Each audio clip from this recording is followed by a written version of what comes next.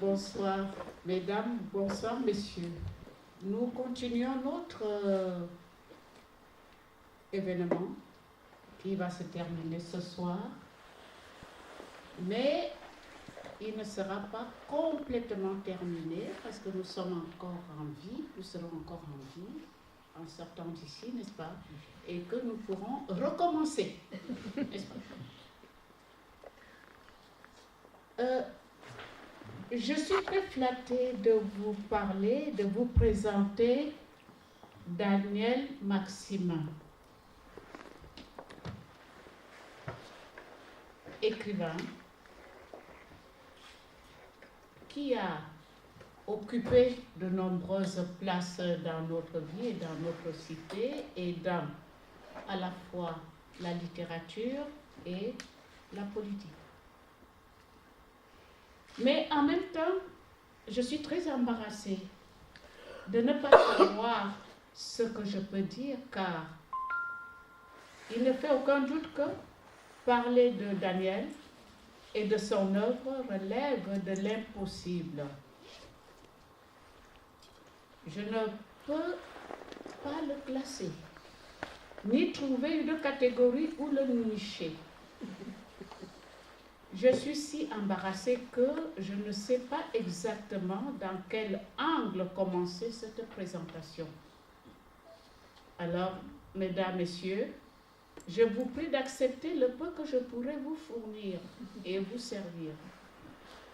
Daniel lui-même, en sachant qu'il est difficile et même inopportun de faire son portrait exhaustif, me pardonnera. Je vous dirai tout simplement ceci. Daniel est l'enfant d'une terre qu'il a su décrire et qu'il a su servir. Il est cet homme du monde inquiet de ses convulsions et toujours prêt à s'impliquer pour participer à sa guérison. Je pense ici à son voyage avec d'autres écrivains sur la terre du Rwanda il y a quelques années. C'était important pour les écrivains après cette guerre fratricide qui a décimé le pays. S'il est dit que Daniel est le gardien de la culture antillaise, pour moi, il est avant tout le gardien de la culture du monde. Fidèle en amitié et en fraternité, on le voit apparaître auprès d'Aimé Césaire de son vivant jusqu'au moment de l'accompagner à sa dernière demeure.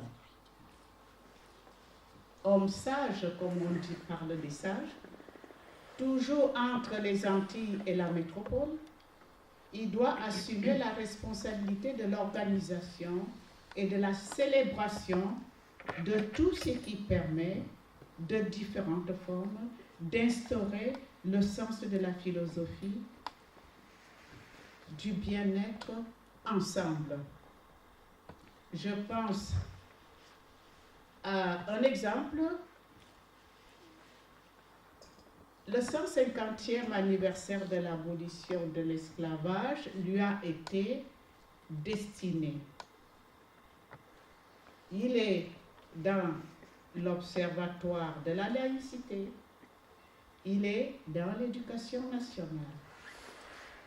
S'il collabore dans ses travaux, ses projets de recherche avec des collègues des îles, il collabore également avec ceux d'autres pays, montrant ainsi son rôle dans le monde, ainsi que le prouvent les différentes récompenses et responsabilités qui lui sont attribuées. On ne peut pas les citer. Ainsi de suite, en ces jours où nous célébrons la réouverture de la bibliothèque au nom d'Inan Césaire, la présence de Daniel Maximin est capitale. Elle est capitale parce qu'elle va nous faire découvrir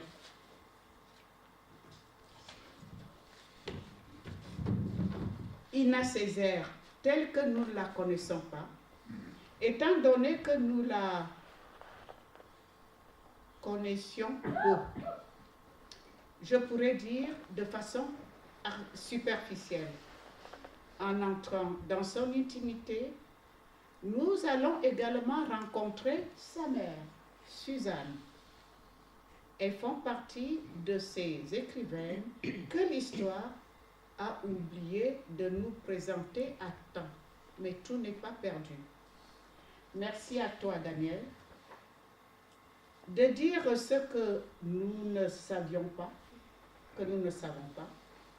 Bienvenue parmi nous, membres du CCA et habitants ou non de la ville de Lyon.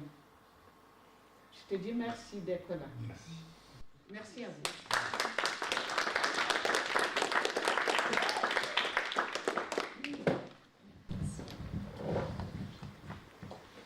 Bonjour à toutes et tous. J'aimerais vous dire un petit mot également. Déjà, comment parler d'insoumission aujourd'hui sans évoquer ce qui se joue depuis mercredi au tribunal de Fort-de-France, le procès de 11 militants accusés d'avoir déboulonné les statues de figures coloniales. Un procès qui interpelle chacun de nous. Il révèle combien la question de la mémoire et de l'autoréparation demeure brûlante, combien les gestes d'insoumission continuent d'interroger notre rapport à l'histoire et à la justice. Et c'est dans ce contexte chargé de sens que résonne aujourd'hui cette rencontre autour de Suzanne et d'Ina Césaire, que nous avons appelée les voix insoumises de la Martinique. Donc nous avons également le plaisir d'accueillir Vanessa Lee, qui est écrivaine, chercheuse en littérature et théâtre post-coloniaux, elle-même professionnelle de théâtre aussi. Elle est également docteure de l'université d'Oxford et elle a suivi un parcours international très riche. Elle a choisi d'explorer la littérature et le théâtre des femmes antillaises, sous le prisme notamment de l'activisme, des questions de genre, de racisme ou encore de la censure. Et ce n'est pas tout, vraiment la présentation ne peut pas être exhaustive, donc un travail très intéressant. Notamment sa thèse intitulée « Des femmes mettent en scène les Antilles, histoire de mémoire et octorialité dans les pièces d'Ina Césaire », donc Maryse Condé, Gerty Dumbury et Suzanne Dracius. Dans sa thèse, elle interroge la manière dont ces dramaturges restituent la mémoire collective, revisite les récits historiques et revendique une voix propre dans un espace littéraire qui a été dominé par la culture légitimée en métropole, tout en prolongeant l'héritage oral des cultures afrodescendantes. Donc ça fait suite hier à notre veillée comptée. Aujourd'hui, on va être plus sur l'aspect théâtral. Vanessa Lee a également consacré un travail remarquable à Suzanne Césaire, à travers un article dont le titre a inspiré d'ailleurs celui de ce soir, « Insoumise à la censure, l'activisme littéraire et politique de Suzanne Roussy-Césaire ». Donc je la remercie grandement de s'être rendue disponible pour nous ce soir aux côtés de Daniel Maximin, que je remercie également évidemment, et je vous demande de l'accueillir chaleureusement. Bonsoir à tous et bonsoir à toutes. C'est un peu mission possible, sinon difficile, parce que la richesse de l'œuvre et de la personnalité de Suzanne Césaire et celle de sa fille Ina, ainsi que de l'autre fille Michel, qui est aussi écrivain de théâtre, font que on aura du mal à rassembler tout ça dans le temps qui nous est donné. Alors, on ne peut pas tout dire, en effet, et il se trouve que je suis un très grand ami de Ina Césaire pendant des décennies, d'où la tristesse de sa disparition, mais qui n'est pas entière, parce que l'œuvre est là. De même, Suzanne Césaire, qui avait disparu, et aujourd'hui retrouvée, et là aussi à cause de son œuvre. On ne doit jamais oublier ça. Au-delà de la personne, il y a l'œuvre. Et c'est de l'œuvre de Suzanne et Zina que nous allons essentiellement parler. Suzanne est une miraculée parce que aujourd'hui, ses écrits sont là, publiés au Seuil, vers 2006, et ces écrits sont peu nombreux. Il s'agit de 7 articles dans une petite revue confidentielle qu'avec Aimé Césaire, son mari, elle, Suzanne, René Ménil, Aristide Mauger et Lucie Thésée, 5 profs à Fort-de-France en 1940. C'est là qu'elle a écrit son œuvre entière. Et donc on peut se dire, mais quelle importance. Et pourtant, lorsque nous avons publié ces écrits, eh bien, on l'a redécouvert véritablement. Et aujourd'hui, elle tient une place très grande, et pas seulement aux Antilles, on vient dire, et dans le monde de la culture, à cause de ce qu'elle a écrit. Le peu qu'elle a écrit est essentiel et fondamental. C'est ce miracle qu'il nous faut un peu expliciter. Parce que, après la publication donc, de ces écrits, le livre a été traduit en italien, en espagnol, en anglais, en portugais brésilien et en allemand. 5 traductions pour cette œuvre, je le répète, qui est concise en 7 petits articles, des fondamentaux dans une petite revue qui a disparu en 1945, entre 1941 et 1945. Cela tient du miracle, mais pas quand on la connaît, pas quand on sait le rôle qu'elle a eu. Et je voudrais d'abord dire un mot de la génération, parce que ce n'est pas une isolée, c'est une génération, un groupe dans lequel on connaît certains autres, Aimé Césaire, Léon Damas, Léopold Senghor, Guy Tyrolien. Et puis, pendant la guerre, donc à un moment où les Antilles étaient sous le joug fasciste, c'est important de se souvenir de cette chose. Les Antilles étaient occupées par les Pétainies et les fascistes, avec une occupation armée par la marine française qui était réfugiée aux Antilles, avec l'or de la Banque de France, avec un blocus par les Alliés, donc les Américains, donc il n'y avait pas à boire et à manger beaucoup, et avec une oppression très forte dans laquelle même le racisme combattu depuis un siècle au moins avec l'abolition de l'esclavage ne pouvait pas avoir un peu la parole, et pourtant est revenu au premier plan au point que des maires qui étaient de couleur noire ont été destitués en 1940 pour être remplacés par des maires béquets. Tout ça récemment aux Antilles, Guadeloupe, Martinique, Guyane. Ça paraît incroyable.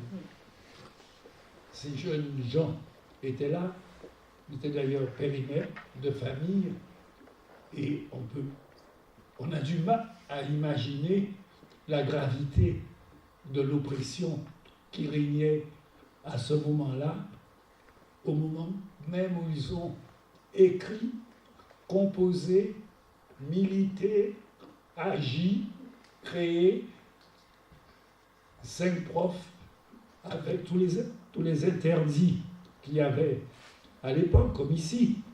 Pas de philosophe juif. Eh bien, René Ménil, il faisait Bergson au lycée de Fort-de-France, sous la surveillance de la censure. Et quand ils ont décidé de faire une revue, Tropique, en pleine guerre, c'était une folie. Mais ils se sont dit, il nous faut faire quelque chose. L'ombre gagne. Nous sommes de ceux qui disent non à l'ombre. Avril 41, numéro 1. Le monde a besoin de nous aussi. Avril 41, c'est un des moments les plus forts de la domination nazie dans le monde. Ils avaient gagné. Et il y avait peu d'espoir, en avril 41, d'imaginer la victoire à venir des Alliés.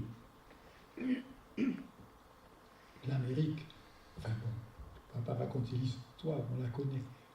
Mais c'était une solitude. Et à l'intérieur de cette oasis fasciste en Amérique, Guadeloupe, Martinique, Guyane, que des gens se lèvent et décident de parler, d'écrire, et non seulement d'écrire, mais de montrer ce qu'ils écrivent à leurs élèves, aux jeunes, à la population.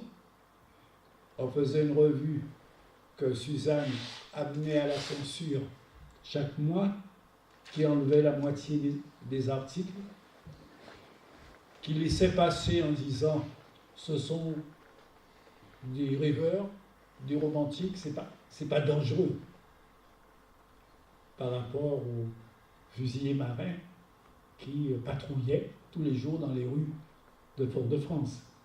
Et puis en plus, ils occupent les jeunes, les lycéens. On sait comment ils sont turbulents. On dit, oh ben, ils ont l'air d'être bien avec eux. Ils leur parlent de littérature, de Peggy. C'est bien. Et puis ils font aussi des poèmes. Alors là, les poèmes, rien de plus inutile face aux mitraillettes. Et donc on va les laisser en plus. C'est des poèmes compliqués que personne ne comprend. C'est surréaliste. On les laisse s'amuser. En fait, c'était des brûlots. C'était des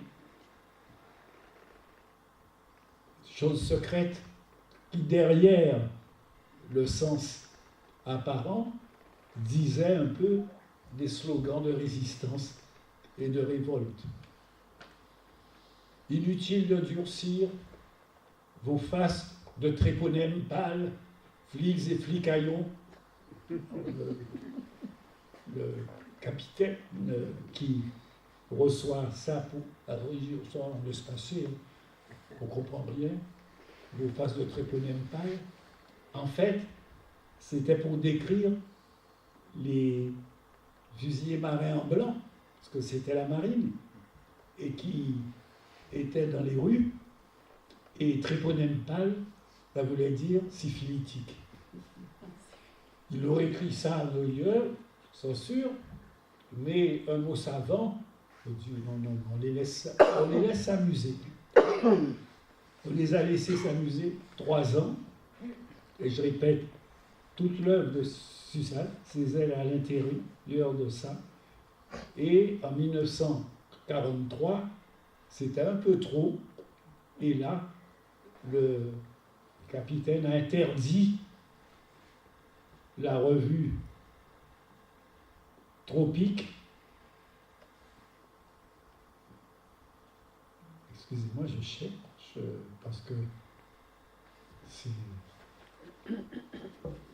Suzanne qui a répondu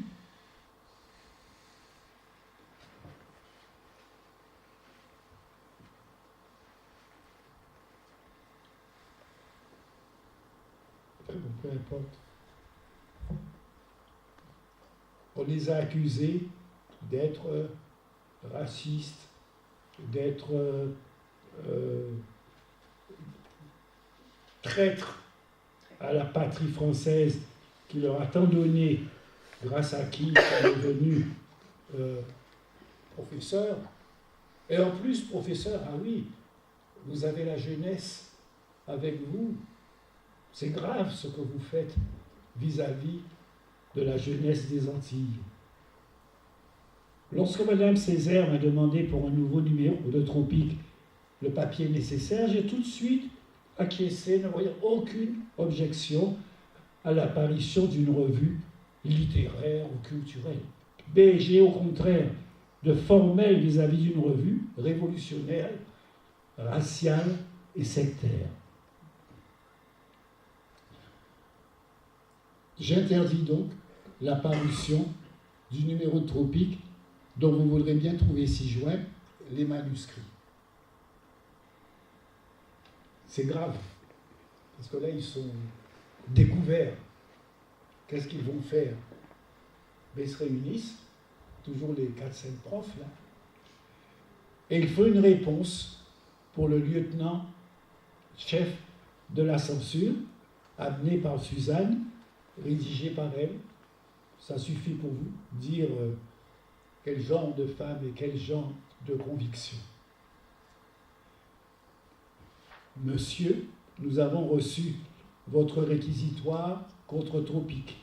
Raciste, sectaire, révolutionnaire, ingrat et traître à la patrie, empoisonneur d'âme, aucune de ces épithètes ne nous répugne essentiellement. Empoisonneur d'âme, comme Racine, au dire des messieurs de Port-Royal. Ingrat et traître à notre si bonne patrie, comme Zola, au dire de la presse réactionnaire.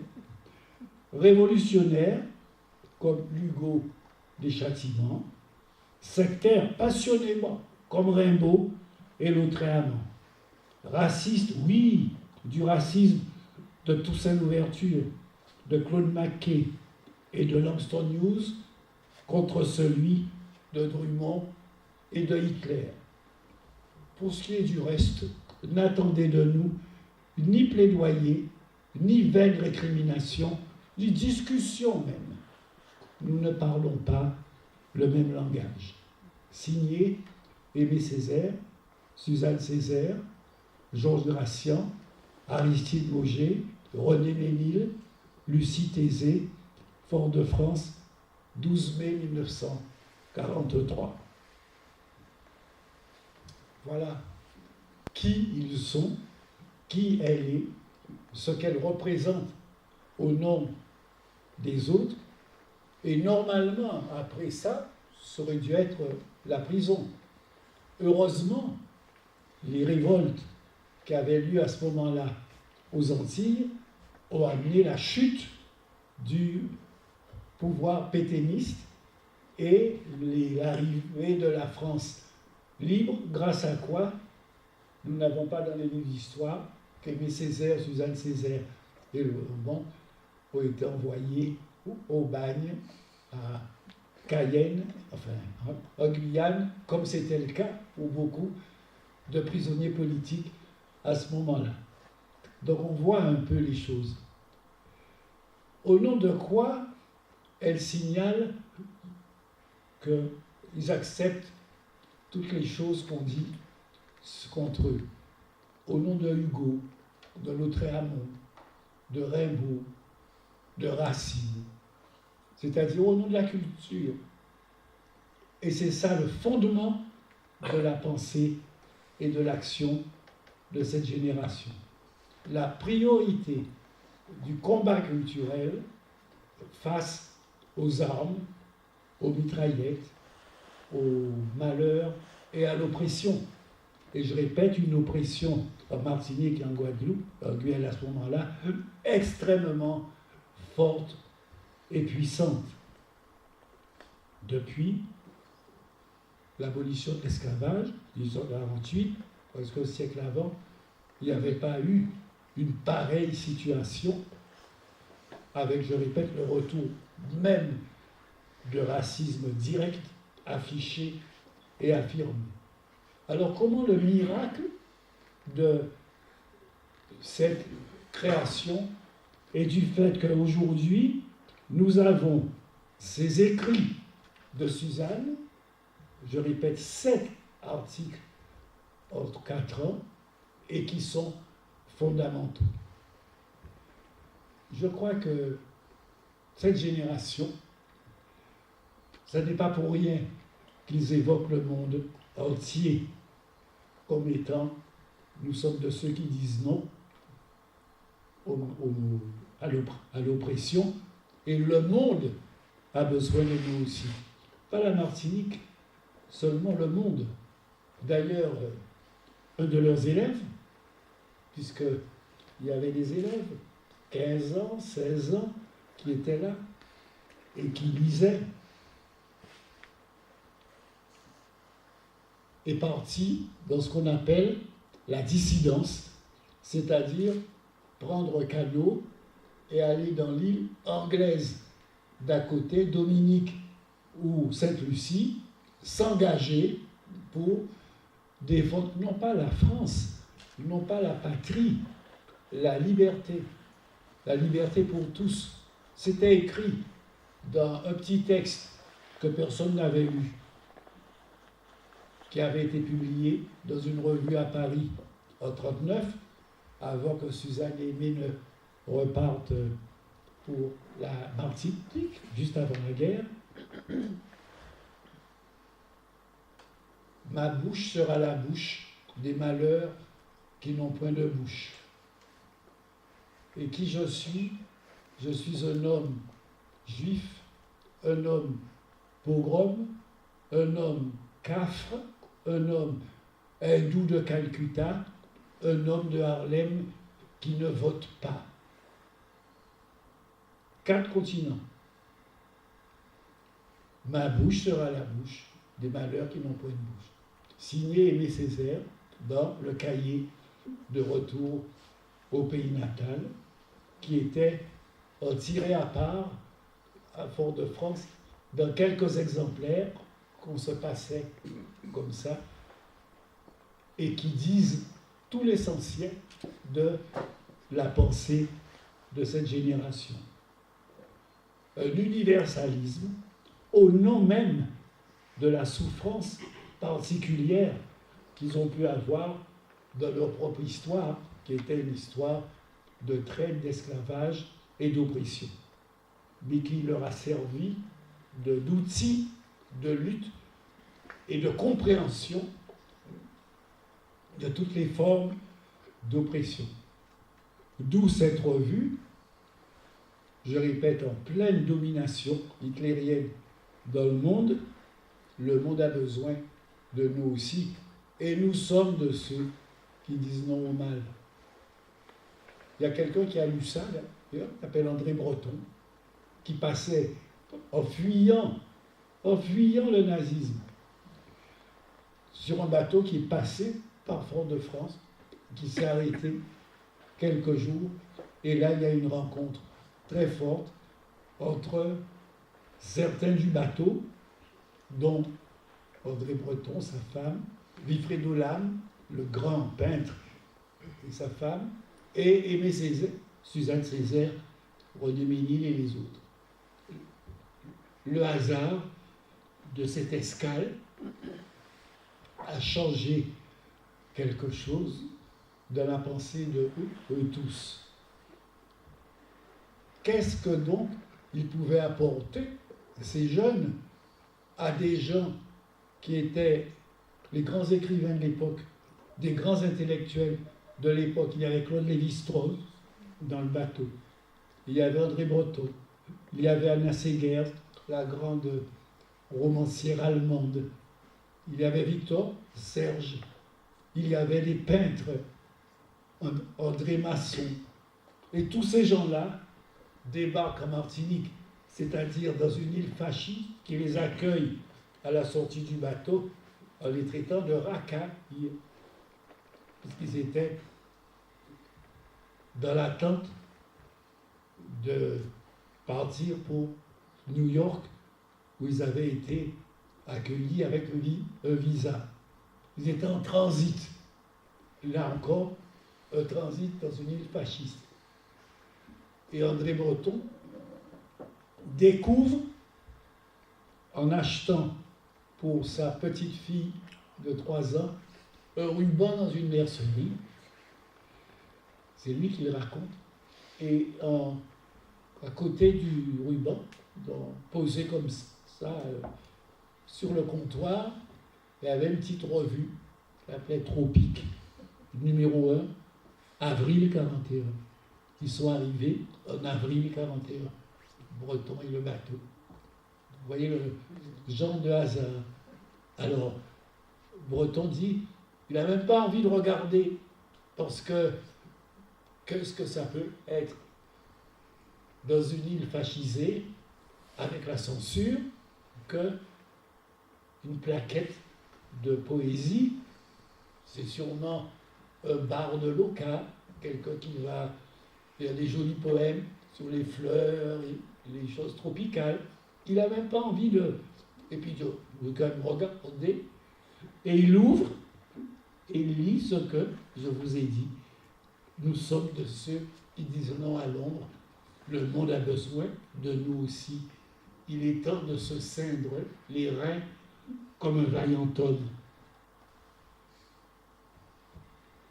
Il dit qu'il a eu une des plus grandes surprises de sa vie, de découvrir des poèmes, des textes, un engagement en plein fascisme. C'est comme s'il y avait une revue à Paris, à ce moment-là, qui disait la même chose.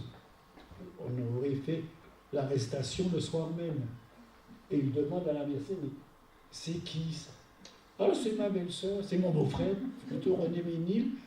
Ils sont profs au lycée, mais je peux vous les présenter si vous voulez, etc. Et c'est comme ça qu'il y a eu cette rencontre. La question, mais qu'est-ce qu'il y a chez Suzanne Césaire et sa génération qui peut emporter à ce point, au point que Breton écrira après, dans le compte-rendu qu'il fera, j'ai lu le cahier de retour, et ce n'était rien d'autre que le plus grand monument lyrique de ce temps. Hein? Mais c'est qui? Oui, c'est qui cette Suzanne qui est un peu la maîtresse d'œuvre de cette revue? Eh bien, c'est une génération qui a compris une chose. Les Antillais sont des porteurs d'universalité. Les Antillais, depuis qu'ils sont libres, 1848, ils sont libres avant, on se libère de l'esclavage, même quand on est esclave, et je dis souvent, et ça explique Suzanne Césaire, nous ne venons pas de l'esclavage, mais de la résistance à l'esclavage. Une fois qu'on a compris cela, que ce qu'on appelle les Antilles ne sont pas le produit de l'esclavage et de la traite, mais de la résistance à l'esclavage et à la traite, on comprend tout sur ses écrits, c'est ce qu'elle dit, et sur les cultures, les civilisations, les sociétés qui sont nées dans la Caraïbe. Elles sont nées de la résistance. C'est pour ça qu'on pourrait dire, la résistance, elles sont accoutumées. Ça ne commence pas avec Hitler, ça continue avec Hitler. Et c'est comme ça, je disais, un petit élève de 16 ans qui s'appelle Franz Fanon prend un canot, va à Sainte-Lucie et s'engage pour la liberté. Et on le retrouvera dans les bataillons antillais de la France libre, BDAF,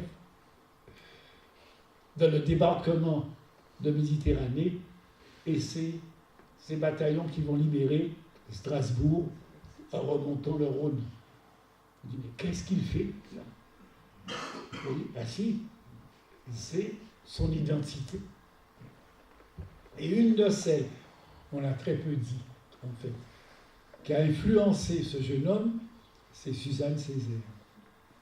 Plus que Aimé Césaire, puisqu'il était trop jeune pour être élève en terminale, et donc il se faisait donner les cours par les grands qui y étaient, et qui, à la sortie, le donnaient à lui, qui n'était qu'un troisième à ce moment-là. Mais vous voyez le schéma, quelque chose d'essentiel. Et Suzanne dit ça. Et alors, il y a une autre chose vitale qu'elle, et cette fois-ci en tant que femme, a appris aux hommes et aux garçons du groupe et de la génération. Les Antillais, à cette époque, cherchaient, comme on dit, leur identité. J'ai envie de dire, on nous a bassinés pendant des décennies avec ce qu'on appelle la quête d'identité. Jusqu'à maintenant, d'ailleurs, vous êtes en quête d'identité. On n'existe pas, on est en quête. Elle dit non, on a une identité. Ah bon? Où est-ce qu'elle est? Vous êtes européen? Vous êtes africain? Vous êtes hindou, asiatique? Vous êtes amérindien? Vous êtes américain? Avec tout ça, vous ne pouvez pas exister. Vous avez, comme j'écris dans un poème, 4 continents pour faire une île. Vous pouvez pas me dire que vous allez faire la synthèse de tout ça. Et Suzanne est une des premières à répondre, ben oui, c'est ce qu'on a fait, et c'est ce qui nous constitue, et c'est ce qui nous édifie. Il ne s'agit pas d'aller chercher l'Afrique pour dire, il faut qu'on retourne au pays natal, Bénin, Congo, non. Il faut connaître. Mais nous ne sommes pas seulement de là, et il ne s'agit pas de retourner vers le passé, c'est essayer de trouver les origines de nous. L'Inde est pareil. Les Amérindiens, eh bien, ce sont nos ancêtres. Il n'y a eu aucun contact entre les esclaves et les Amérindiens qui ont été exterminés. Mais, comme dit un poème de Césaire, nous avons le pouvoir de choisir nos ancêtres. Et donc, nous avons décidé, nous les opprimés esclaves, d'être ceux qui allaient venger, mais pas venger, faire revivre et vivre ceux qui ont disparu de l'extermination amérindienne. Où est-ce qu'on peut faire revivre quelqu'un qui est mort? Si, ça s'appelle la culture. Et la culture amérindienne est une dimension très forte de notre identité. C'est ce que dit Suzanne Césaire. L'Afrique, oui. Eh bien, le premier numéro de Tropique, avril 41, a un premier article, Qu'est-ce que l'Afrique pour nous? Signé Suzanne Césaire. Mais il ne s'agit pas d'aller chercher à raconter l'Afrique coloniale, l'Afrique dont nous parle, l'Afrique dominée, l'Afrique européanisée, l'Afrique sous l'oppression. Il s'agit d'aller chercher l'Afrique d'avant, parce que avant la colonisation, il y avait l'Afrique déjà. Il y avait des millénaires. Et elle, vous vous rendez compte, avril 41, de cette oppression, fait un article pour parler des sociétés, des civilisations africaines qu'ils avaient découvert où ça, de leurs études à Paris, en lisant des ethnologues, des sociologues qui avaient étudié les Dogons, les civilisations du Congo. Et eux, ils prennent ça et disent, On ne nous a pas dit ça. On ne nous avait pas dit ça. On nous a parlé des sauvages, qui étaient au Congo, et ce qu'on disait aux Antilles. Et puis on nous a dit que tous ces gens, comme on disait tout à l'heure, ne sont pas entrés dans l'histoire. On a dit ça jusqu'il n'y a pas longtemps. Et premier article sur l'Afrique ancestrale, signé Suzanne Césaire. Mais d'où sort-elle ça? Vous voyez? C'est complètement fou. Alors, je dis une chose sur le plan historique. Celle dont je vous parle est une mère de famille nombreuse. Ils ont, à l'époque, 4 enfants. 4 enfants, tout petits, tout petits. Jacques né en 38, Jean-Paul fin 39, le troisième en 1941, avril 41, c'est-à-dire au moment où paraît leur revue. Et Ina, dont nous allons parler, 1942, octobre 42. En plus de tout ce que je vous dis sur leur attitude. Alors il y a une chose qui explique cette dimension internationaliste. Quand on dit le sort du paria hindou, le sort de celui de Harlem qui ne vote pas, le sort du juif dans les pogroms, c'est le mien. Et c'est le petit Fanon qui plus tard écrira, quand tu entends parler de propos antisémites, retourne-toi, c'est de toi, noir, qu'on parle aussi. Vous voyez? Fanon. 20 ans après. Donc, cette dimension, elle est intrinsèque à cette génération. Ils sont comme... Et donc, Suzanne a traduit cette chose, mais pour ça, je disais par rapport aux hommes, il fallait changer de modèle. Ne pas essayer de chercher, est-ce qu'on pourrait être des bons Européens? Parce que c'est ce qu'ils étaient. Ils étaient les premiers de la classe. Ils sont venus faire les meilleures études dans les meilleurs lycées. Louis le Grand, Senghor, Césaire. Ensuite, l'école normale supérieure, reçue brillamment, avec tout pour être le parfait dans le modèle européen qui était proposé pour l'émancipation. Heureusement pour eux, Paris n'était pas que une capitale européenne, c'était aussi une capitale africaine. C'était aussi une capitale caribéenne avec des Cubains, des Haïtiens, et c'était aussi une capitale américaine avec Harlem présent à travers des musiciens, des poètes que eux fréquentaient au quartier latin et qui fait que, il faut imaginer Suzanne, les sœurs Nardal, ceux qui connaissent, René Ménil, Césaire, dans Paris, c'est le monde entier qu'ils absorbaient à travers ces Noirs américains, ces Cubains, ces Haïtiens, ces Hindous, Rabindranath Tagore. Et tout ça, ils l'avaient dans leurs communes et dans leurs îles de Guadeloupe et de Martinique. C'était pas étranger, l'Inde. C'était pas étranger, l'Afrique. C'était pas étranger, l'Europe. C'était constitutif.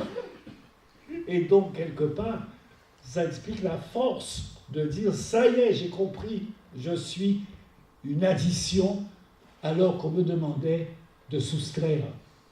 Et tout ce que va faire dans ces articles fondamentaux, c'est d'expliquer ça. C'est ce que va faire Suzanne Césaire dans ses articles. Avec une chose qui rejoint ce dont on va parler maintenant, c'est-à-dire l'héritage de sa fille Ina, n'oublions pas que nous sommes non pas des arbres, des chênes, comme en Europe, des banians, comme en Asie, des baobabs, comme en Afrique, des arbres solides, fixés, ancestraux, présents avant même l'homme. Non, aux Antilles, nous ne sommes pas ça. Nous sommes, et ça c'est sa grande découverte, des hommes plantes. Nous sommes des plantes et pas des arbres. Pour comprendre l'importance de cette chose qui recouvre tous ces articles, eh bien, il suffit de penser à la fontaine et au chêne et au roseau. Le chêne se vante de son identité, comme l'Europe. Et le roseau ne dit rien. Il plie, mais ne rompt pas. Et à la fin, c'est lui qui gagne. C'est pour ça que je tiens à affirmer cette chose. Ça n'est pas une culture, une littérature, une poésie de vaincus esclaves. C'est une œuvre de victorieuse sur l'oppression, l'esclavage et tout. Ça explique qu'aucun censeur se permet de venir les attaquer en disant les turpitudes de ces fonctionnaires. Là, elle répond sans vergogne parce que ça repose sur quelque chose de fort et de profond. Voilà les articles. L'Afrique, article sur André Breton, article sur l'identité antillaise. Qu'est-ce que l'antillais, l'homme plante? Tout ça c'est écrit. Et surtout, le plus bel article, le dernier, elle a écrit le premier et le dernier article de la revue qui s'appelle Le Grand Camouflage et que je vous invite véritablement à lire aussi. Les œuvres de Suzanne, ça tient comme ça et c'est fondamental, je dirais aussi, en relation directe avec sa génération, notamment avec Aimé Césaire, pour lesquels, quelle que soit l'histoire, les séparations à venir, il y a eu pendant 20 ans quelque chose que lui m'a résumé en disant « Suzanne et moi, on respirait ensemble. » Et nous avons quelques textes, quelques manuscrits qui montrent l'écriture de Suzanne sur des textes que Aimé Césaire, lui, dictait parce qu'il écrivait plus mal, et tout ça c'était à minuit, sous l'occupation fasciste, avec 4 enfants qui dormaient en même temps. Et la force de regarder demain, qui est un vers d'Aimé Césaire, manifeste qui est Suzanne Césaire. Eh bien, elle a eu des enfants, et parmi ces enfants, 2 d'entre elles ont été, je le pense, sa continuation.